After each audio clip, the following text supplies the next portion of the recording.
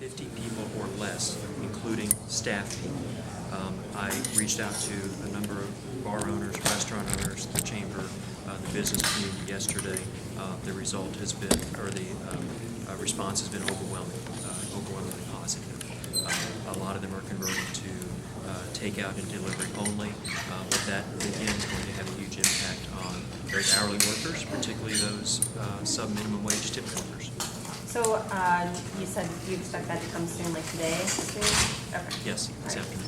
So the resolution last night just asserted their authority to make that. Correct, and the city manager has been taking internal steps with respect to city employees and how we continue the essential functions of city government. I expect the health director, it was being drafted right now. I expect that order to be out officially to provide that guidance. But it's important to note, a lot of the bars we're going down voluntarily after today.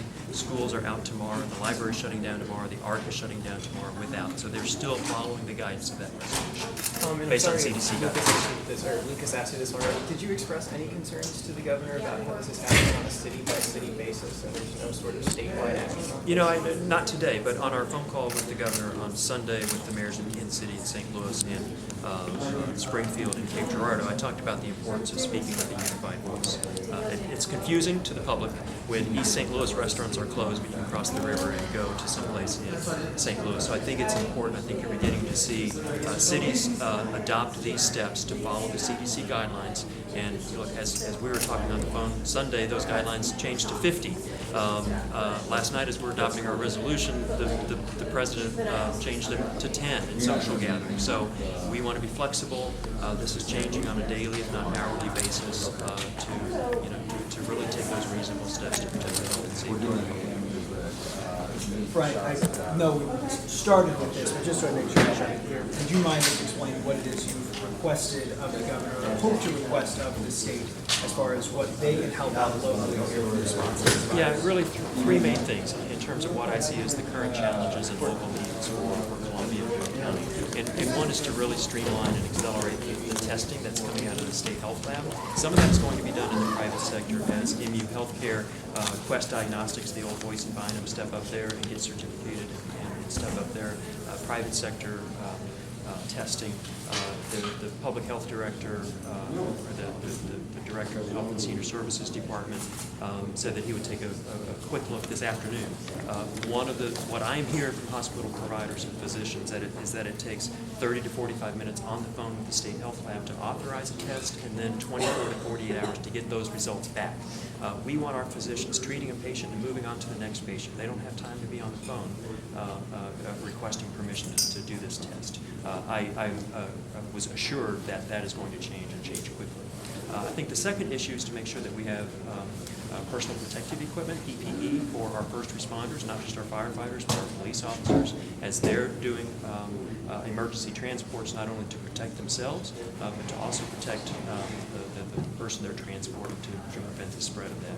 And I think the third issue is really the economic impact of this. We're going to have a lot of part-time, hourly, sub-minimum wage tipped employees that are off work during this crisis, and to allow them to access the unemployment compensation fund, take a look at how do we accelerate relief for businesses and their employees to make sure that they're keeping groceries on the table and utility bills paid and all of those things that come, child care, taking care of their family while our schools and businesses are closed. How would they access that fund? Well, right now, employees and employers pay into that state unemployment compensation fund. It's their money. Typically, when you're laid off, there's a process. There's a 1 waiting week period. You have to go apply for jobs, and then once you're approved, we need to relax those rules because the employers that I've spoken with want to retain those employees. They want them coming back when this is over, and we want to make sure that we're doing everything we can to meet those basic needs. Missouri has limits on lifetime. Yeah, it's 13 weeks. It used to be 26 weeks, but it's a modest benefit. It's around $230 a week. I think anything that we can do to help get that money in the hands of those who need it is. Yeah. Is there any approximate time frame for when the MU Healthcare drive-by clinic is going to open? I'll leave that to MU Healthcare to announce, but I believe that is imminent. What else? Also, you mentioned a little bit about first responders having that equipment. What kind of, could you go into any more detail? What kind of equipment? You know, you'll have to you're talk, looking at? yeah, and look, these are protective masks, but you'll have to talk to, I can get you Chief Woody or Chief Treece. Any thought on would the city step in and also provide any help as far as what the school district's next sort of logistical challenges, particularly with food and food delivery? Will there be any sort of interface there with the city county health department or transit, anything like that that you foresee? So my conversation this morning with restaurant owners and the Restaurant Association is that the school district is working with their school bus drivers to deliver food, at least one more meal a day, to those in targeted populations of free and reduced lunch. So how that comes together, we're working on it. That's not what necessarily the school cafeterias are geared to do, but they also want to make sure that teachers are helping kids get a warm meal. So at this point, any use of city resources, buildings to help get that Obviously, out? that's a possibility, but I think from my conversation with Dr. Stiepelman yesterday, they are working on a plan to keep their bus drivers working by delivering food during the day. I think it's great. It's a great idea. Is anybody else? Yeah. Yeah, so at what, do you have certain benchmarks for when you'll close movie theaters or when you'll close gyms or, when you'll close community centers? Like when 10 people in Columbia get infected or 2, 3? Yeah, and I get conflicting information on this. Some theaters want to be ordered to go down because of both the competition issue, insurance reimbursement issues. Others say, well, if we limit the chairs to just 10 or 50 and they're spaced out, does that work? I'm going to rely, look, I said yesterday, we're going to lead with the epidemiology of this. We're going to let data and science dictate the decisions we make, and I want the public health director to look at what is in the best interest. And again, I think that changes every day. Others are voluntarily doing this. We are, as a city, we are taking down the ARC tomorrow and to correspond when Columbia Public Schools closes. I expect private gyms to do the same, whether they're ordered to do so or not. I think we need to, they're looking, and I applaud them, they are looking to the public health director for guidance. What do you think we should do? If we enhance cleaning, is that good enough? If we reduce the number of people coming in, starting yesterday at the ARC, we had a clicker, and no more than 50 people were coming in and going out at any one time. So, there are model best practices here. We're also looking to the CDC guidance. But again, I want to stress this needs to be consistent across all municipalities because that enhances public confidence in our response to this crisis. As of this sort of fleeting moment in time that we stand here, any positive or presumptive positive cases that you're aware of in Boone County or any neighboring county?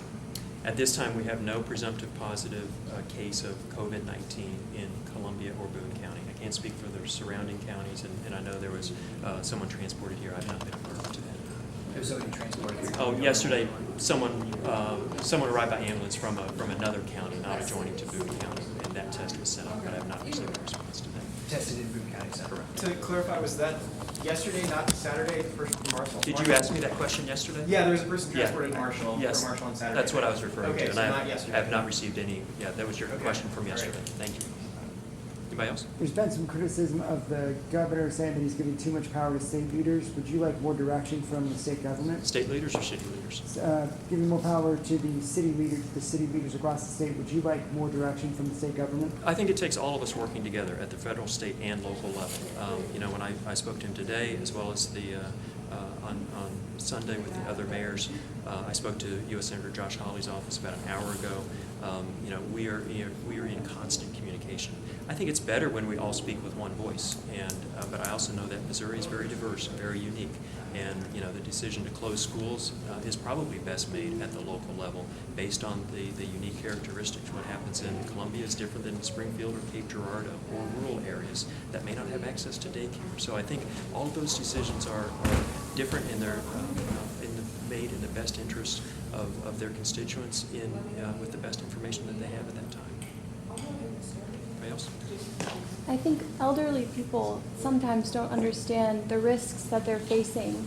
Do you have any advice for people over 80 years old in Columbia? Well, yes, and our public health department has been reaching out to senior centers, nursing home providers, healthcare providers. Follow the advice of your doctor. read the news.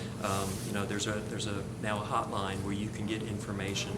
But I think, you know, as a vulnerable population that has concomitant healthcare issues, it's a major concern.